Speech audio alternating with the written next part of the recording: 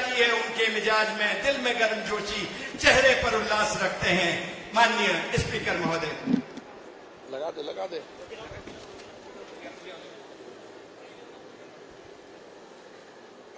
पूरा दिखेगा।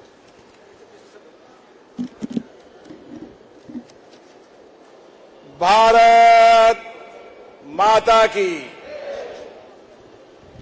भारत माता की, भारत माता की। इटावा विधानसभा के मेरे किसान भाइयों, माता बहनों, नौजवान साथियों, मैं आप सबको प्रणाम करता हूं। हमारे देश की 140 करोड़ जनता, हमारे देश की सेना, अर्धसैनिक बल, थल सेना, वायुसेना, जल सेना के उन जांबाज सिपाहियों को, सेना के जवानों को, सेना के अधिकारियों के प्रति कृतज्ञ है, जिन्होंने हमारी मां और बहनों के सिंदूर उजाड़ने वाले आतंकवादियों को उनके घर में जाकर उनको तबाह करने का काम किया। पहलगांव के अंदर हमारे निर्दोष पर्यटक जो अलग अलग राज्यों से आए थे, उन निर्दोष लोगों पर आतंकवादियों ने, दहशतगर्दों ने गोलियां मारकर उन निर्दोष लोगों की हत्या कर दी। हमारी मां बहनों का सिंदूर उजाड़ दिया। और उसी दिन भारत के प्रधानमंत्री जी ने संकल्प लिया, जिन्होंने हमारी मां बहनों के सिंदूर उजाड़े, उनको उनके घर में ही जाकर उन आतंकवादियों को नष्ट करने का काम करें। और हमारे सेना ने साहस से, शौर्य से, संयम से उनका बदला लिया। आज देश की जनता, हमारे किसान के बेटे जो देश की सीमाओं पर भारत की रक्षा कर रहे हैं, उनके प्रति कृतज्ञ है। हमारे किसान भाई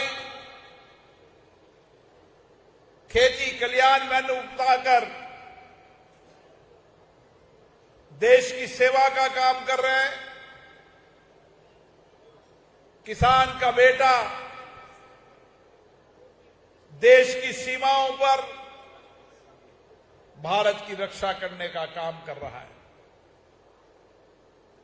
और इसीलिए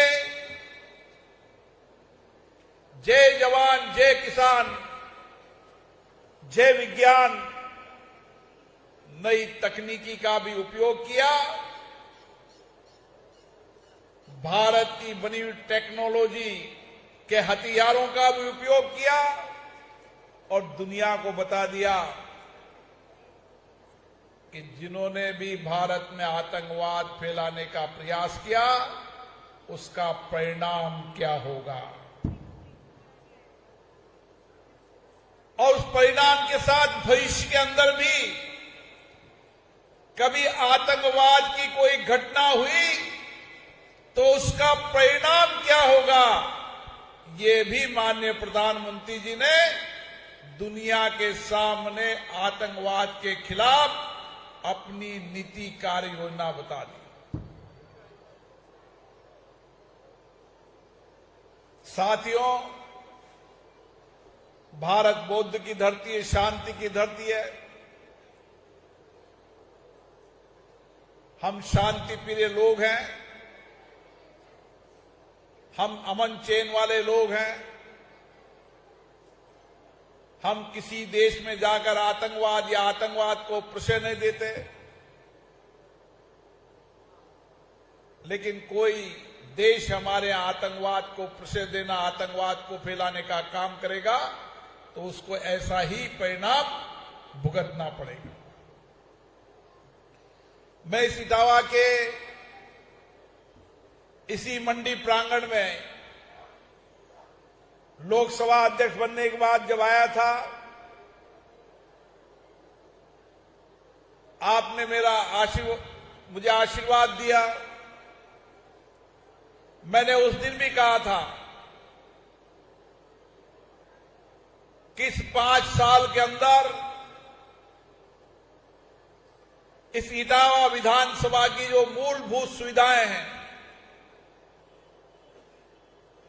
उन मूलभूत सुविधाओं को पूरा करने का संकल्प के साथ काम करेंगे। जिन 75 वर्षों के अंदर जो अभाव रहे, उन अभावों को दूर करने का काम करेंगे। और मैं आज कह सकता हूं कि हमने कार्य योजना बना दी है। कुछ कार्य योजना धरातल पर आ गई है और आने वाले समय के अंदर आपको कुछ योजनाएं और उन योजनाओं का परिणाम भी धरातल पर नजर आएगा। मेरा इटावा के अंदर बहुत लंबे समय से आना होता है। जब मैं संगठन में काम करता था, युवा मोर्चा में, जब भी मैं इटावा के गांव-गांव में जाता था, कई गांवों के अंदर रोड कनेक्टिविटी नहीं थी, आवागमन के साधन नहीं थे। कोटा से इटावा आने में 2.5, 3, 3.5 घंटे लगते थे। आज मैं जब हाईवे से आया तो 50 मिनट के अंदर मैं कोटा पहुंच गया। जब मैं कहता था आपसे कि 8 लाइन, दिल्ली बंबई की 8 लाइन आने वाले समय के अंदर किसानों के लिए वरदान साबित होगी, और मैं आज आपसे कह के जा रहा हूं, आने वाले समय के अंदर जब ये रोड पूरा हो जाएगा तो इटावा के गेता से माकीदा पर चढ़ने के बाद दिल्ली के मंडी के अंदर 4 घंटे और बंबई की मंडी के अंदर 7 घंटे के अंदर किसान अपने माल को लेकर पहुंच जाए। ये रोड इलाके में समृद्धि लाते हैं, खुशहाली लाते हैं, किसानों की आय बढ़ाते हैं, रोजगार के नए सर्जन पैदा होते हैं और विकास का मूलभूत आधारभूत ढांचा रोड कनेक्टिविटी का होता है, जो मैंने देखा है। और आपको मैं आज बता रहा हूं कि 1 साल बाद आप इसके परिणाम को देखने लगोगे। जब इटावा के हर गांव को हम कनेक्ट कर देंगे, इस इटावा विधानसभा के अंदर चाहे पुलिया हो चाहे रोड हो, उसके 500 करोड़ के काम चल रहे हैं और 500 करोड़ के काम के बाद आगे के और काम की योजना बना दी है। जो अपेक्षा है, जो आकांक्षा है, कई रोड तो ऐसे थे 75 साल तक पीढ़ी गुजर गई, उन्होंने रोड नहीं देखा था। उनको भी मिसिंग लिंक में जोड़कर 100 करोड़ का मिसिंग लिंक के काम अगले महीने से शुरू हो जाएंगे। वह भी 1 साल के अंदर स्वीकृत हो चुके हैं। उससे जब रोड कनेक्टिविटी बेटर होगी तो साधन से संपन्नता आएगी। और मेरा विश्वास भरोसा है कि हमारी कार्य योजना है कि इटावा क्षेत्र को, जो आज भी अन्न उत्पादन में सबसे आगे का क्षेत्र है, कुछ कठिनाइयां हैं, उन कठिनाइयों को भी दूर करेंगे। और 3 साल लगेंगे। मुझे कई किसान मिले जिन्होंने कहा कि दोरे के अंदर अवरोधक है, नहर की माइनर के अंदर अवरोधक है। मैंने 19 तारीख के सब अधिकारियों को बुलाया है। इस गर्मी में तो नहीं, अगले साल 25 करोड़ की योजना बनाकर जितनी भी माइनरों के अंदर अवरोधक है या मिट्टी भरी हुई है या उस से पानी किसान के खेत में चले जाता है, वहां कनेक्टिविटी नाली बनानी है। मेरा विश्वास है कि इस 2 साल के अंदर किसान के अंतिम छोर तक पानी पहुंचेगा। यह हमारा संकल्प है, हमें चाहे कुछ भी करना पड़े। कोई समय था जब किसान अपने खेत में पानी पहुंचाने के लिए आंदोलन करता था तो इटावा का किसान सबसे ज्यादा आंदोलन करता था। लेकिन अब किसान को आंदोलन करने की आवश्यकता नहीं होगी। हर किसान के खेत तक पानी पहुंचे, जब तक अंतिम खेत तक पानी नहीं पहुंचेगा हमारा काम इसी तरीके से चलता रहेगा। चाहे इसमें 1 साल लगे, 2 साल लगे, 3 साल लगे, लेकिन इस 3 साल के अंदर हम किसान के अंतिम खेत तक पानी पहुंचा देंगे। और इटावा के अंदर कई क्षेत्रों के अंदर अभी फ्लोराइड का पानी है। माता बहनों को दूर तक पानी पीने के लिए लेकर आना पड़ता है। और इसी 3 साल में नौनेरा बांध से सारे गांवों के अंदर आपको शुद्ध पेयजल मिल जाएगा। तो एक तरफ हमारा नारा था हर खेत को पानी और हर घर को पानी, ये प्रधानमंत्री जी का लक्ष्य था और इस लक्ष्य से हम काम कर रहे हैं। प्रधानमंत्री जी ने कहा था कि हर खेत तक पानी पहुंचना चाहिए और हर घर तक नल पहुंचना चाहिए। ये दोनों दिशा के अंदर काम चल रहा है। और उसके साथ इटावा के अंदर चिकित्सालय की प्रॉब्लम थी। जब मैं पिछली बार आया था मैंने कहा कि 100 किलोमीटर 90 किलोमीटर जाना पड़ता है। 40 करोड़ रुपए की उप चिकित्सालय की स्वीकृति हो चुकी है। 3 महीने बाद उसका निर्माण कार्य शुरू हो जाएगा और 1.5 साल बाद जो इलाज आपको कोटा कराने जाना पड़ता था वह आपको इलाज अब इटावा के अंदर ही होने लगेगा। अब तो इटावा नहीं, अब तो मुझे कई लोग सीधे दिल्ली मिलते हैं एम्स के इलाज के लिए। यहां से चलता है और 4 घंटे में मेरे घर पे आ जाता है कि भाई साहब 4 घंटे में दिल्ली पहुंच गए। ये जो ब्लॉकेज बीच का रखा है ना, उसके बाद चाहे जयपुर हो चाहे दिल्ली हो, हम रोड के इस तरीके के जाल को फैलाएंगे कि कोटा, जयपुर, दिल्ली, बम्बई, बड़ौदा, रतलाम, उज्जैन, सारे इलाके की रोड कनेक्टिविटी हो जाए ताकि लोगों का आवागमन में कोई दिक्कत नहीं आए। इटावा के लोग तो मांग नहीं करते थे, लेकिन पीपलदा के लोग जरूर कहते थे कि हमारी रेल लाइन का क्या होगा। और रेल लाइन का सर्वे शुरू हो चुका है। कुछ किसान मेरे पास आए थे कि साहब ये रेल लाइन क्यों ला रहे हो, हमारे खेत में से जा रही है, कुछ इधर मोड़ लो इधर मोड़ लो। अब विकास होगा तो कुछ तकलीफ तो होगी सही,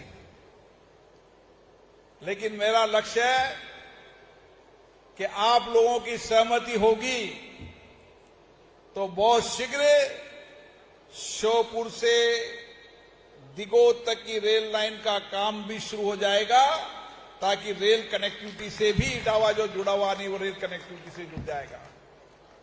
ऐसे तो आपके रेल कनेक्टिविटी से यहां से निकल गेता से कापरे, लाखेरी, इंदरगढ़ सब स्टेशन नजदीक पड़ते हैं। तो रेल कनेक्टिविटी, एयर कनेक्टिविटी, पीने का पानी, चिकित्सालय, इस मंडी में हम बैठे हैं। मंडी के विस्तार का प्रयास चल रहा है, लेकिन जब मैं मंडी में घुसा तो मैंने देखा कि कई टीन शेड आधे खुले हुए थे, आधे बंद थे। 2.5 करोड़ की लागत से इस मंडी के अंदर 3 महीने में काम शुरू हो जाएगा और 2.5 करोड़ और लगाकर 5 करोड़ रुपए के बाद ये मंडी भी इस इलाके के अंदर किसानों की उपज बेचने का महत्वपूर्ण केंद्र बनेगा, ऐसा मेरा विश्वास है। अब किसान को कोटा या कहीं भी माल लेकर जाने की आवश्यकता नहीं होगी। जो मैं दिल्ली और बंबई लेके जाने की बात कर रहा हूं, वो आने वाले समय में आपसे आग्रह करूंगा कि हमारे इलाके के अंदर भी आप कुछ फलोद्यान करने का काम करें। फलोद्यान के बाद आप अपने फलों को, सब्जी को दिल्ली बंबई के मार्केट में बेचोगे तो आपको तिबल रेट मिलेगी और आप यहां से चलोगे सुबह 4 बजे 8 बजे मंडी पहुंच जाओगे तो समृद्धि खुशहाली आएगी। और उसी के साथ बहुत शीघ्र मेरा प्रयास चल रहा है कि एग्रो बेस इंडस्ट्रीज के बड़े हब को इटावा बनाया जाए, ताकि किसान की उपज का मूल्य भी ठीक मिल जाए। क्योंकि रोड कनेक्टिव होने से सब लोग आने लग गए। जैसे रोड कनेक्टिव हुई, पानी यहां पर है नौनेरा बांध का, तो लोगों ने मुझसे संपर्क करने लगा कि साहब पानी कहां है, नौनेरा बांध और कनेक्टिविटी रोड की दिल्ली बंबई, इसका लाभ मिलने लगेगा। आप निश्चित रहें, चाहे इटावा का बाईपास हो और इटावा शहर के अंदर भी आने वाले समय के अंदर हम यहां पर सीवरेज का सर्वे करा रहे हैं। इटावा के लोगों की सहमति होगी तो सीवरेज का कनेक्शन भी हर घर तक हो जाएगा, ताकि गंदा पानी या गंदा चीज नालियों में न जाकर सीवरेज के सिस्टम से चले जाए। चाहे इटावा की पुलिया हो, चाहे बाईपास हो। मैं लोगों से पूछता हूं कि अब कोई काम बाकी रह गया क्या, तो लोग कहते हैं कि कोई काम बाकी नहीं रहे, लेकिन कोई ना कोई काम नया बता देते हैं। मेरा आपसे आग्रह है, जो कुछ भी काम बताना है 6 महीने में बता दो, ताकि कई कामों के अंदर 1 साल, कई कामों में 2 साल लगते हैं। आपने लास्ट के 3 साल बाद बताया तो फिर काम नहीं होगा तो लोग कहेंगे आपने टेंडर हो गया, वर्क ऑर्डर, लेकिन धरातल पर काम नहीं दिखा। आजकल लोग बहुत समझदार हो गए हैं।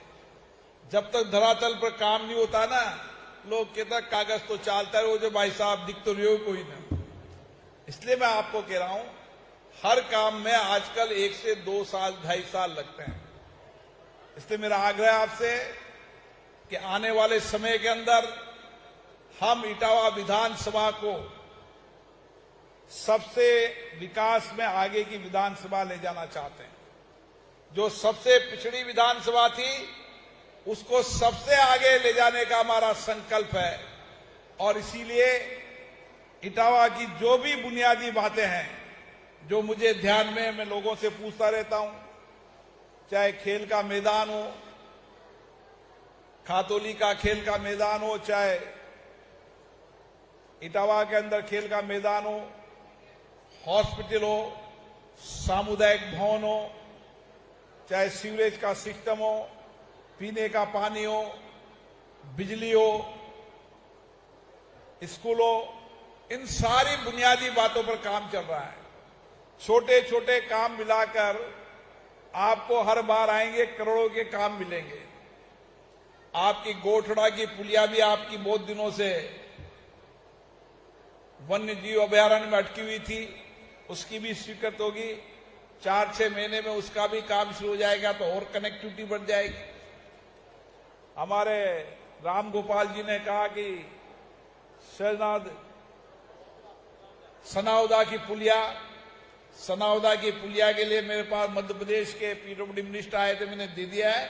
4-6 महीने में सनाउदा की पुलिया भी हम कर देंगे। फॉरेस्ट की दिक्कत आएगी, टाइम लगता है, लेकिन हमारी कोशिश है कि 1 साल के अंदर उस सारी प्रक्रियाओं को पूरा कर दें।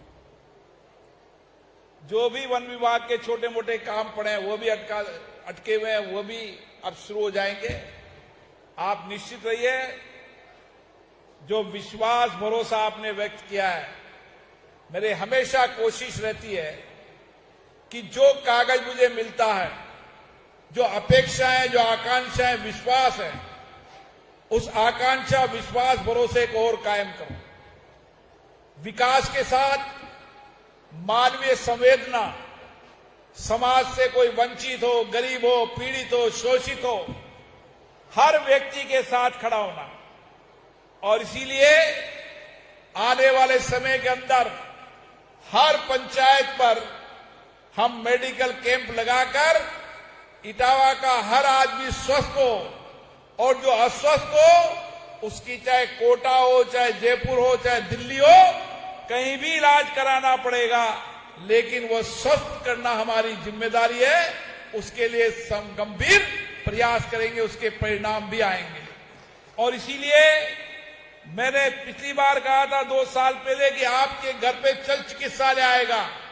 आज हर गांव के अंदर एम्बुलेंस आपके गांव तक पहुंचती है, 27 तरह की जांच होती है, और छोटी मोटी बीमारी का इलाज की दवा भी आपको चलते फिरते अस्पताल में मिलती है।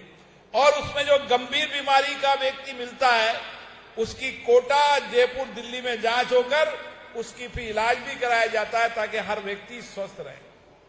एक राजनेता का काम ही ये होता है। राज करने की व्यवस्था नहीं होना चाहिए राजनेता के जीवन में। उसके जीवन के धर्म में समाज से सबसे वंचित गरीब व्यक्ति के जीवन को बदलने का लक्ष्य होना चाहिए। हमारे हर काम में, हर हमारे व्यवहार में, हमारी कार्य प्रणाली में सबसे गरीब व्यक्ति के जीवन को कैसे बदल सकते हो? जो अभाव में, कठिनाई में है, मुसीबतों में, हम उसके मुसीबत कठिनाई में उसके आंख के आंसू पहुंच सके, उसके साथ खड़े हो सके, उसको लगे कि मेरे साथ कोई खड़ा है, मेरे सुख दुख में कोई भागीदार है। और इसीलिए जो भी गांव हो, चाहे शहर की हो, उन सारी मूलभूत सुविधाओं पर काम चल रहा है।